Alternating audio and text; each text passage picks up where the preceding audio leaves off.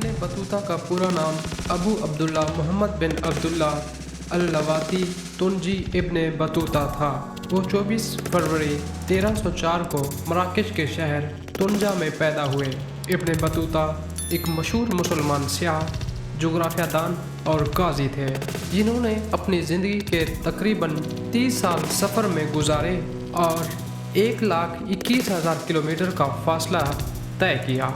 वो अपने मुशाहिदात और तजर्बात की बिना पर इस्लामी तारीख़ के सबसे बड़े स्याह समझे जाते हैं।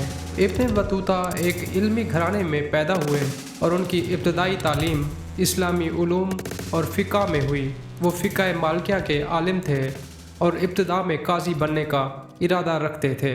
ताहम 1325 में जब वो 21 साल के थे तो उन्होंने हज के लिए मक्का मुकर्रमा जाने का इरादा किया और यूं उनका सफ़र शुरू हुआ।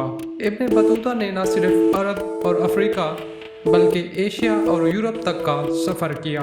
इनके अहम सफ़री मकामात में मिस्र, शाम, हिजाज, यमन, मशरक़ी अफ्रीका, इराक, ईरान, तुर्की, वस्त एशिया, हिंदुस्तान, चीन, इंडोनेशिया, मालदीव और उंदलस शामिल हैं। उनका पहला सफ़र हज के लिए था, जहां उन्होंने कई साल गुजारे। 1334 में सुल्तान मोहम्मद बिन तुगलक के दरबार में पहुंचे और कुछ अरसे तक दिल्ली में काजी के ओहदे पर फाइज रहे। सुल्तान तुगलक के सफ़ीर के तौर पर चीन रवाना हुए और वहाँ के माशरती और तिजारती हालात का मुशाहिदा किया। उन्होंने उंदलस में गरनाता का दौरा किया और मगरबी अफ्रीका में माली सल्तनत तक का सफ़र किया। इब्न बतूता की सबसे बड़ी ईजाद इनकी किताब रहला तोहफ़तुल नज़ार फ़ी ग़राइबिल अमसार व अजाइबिल अस्फ़ार है, जो दुनिया के मुख्तलिफ़ खित्तों के बारे में मालूमात का ख़जाना है।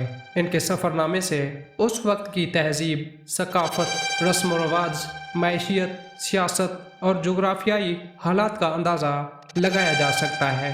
दुनिया के मुख्तलिफ़ खित्तों की तफसीली वज़ाहत और मकामी सकाफ़तों का मुशाहिदा इब्न बतूता ने अपनी ज़िंदगी के आखिरी अयाम मराकश के शहर फ़ास में गुजारे, जहाँ 1369 में उनका इंतकाल हुआ।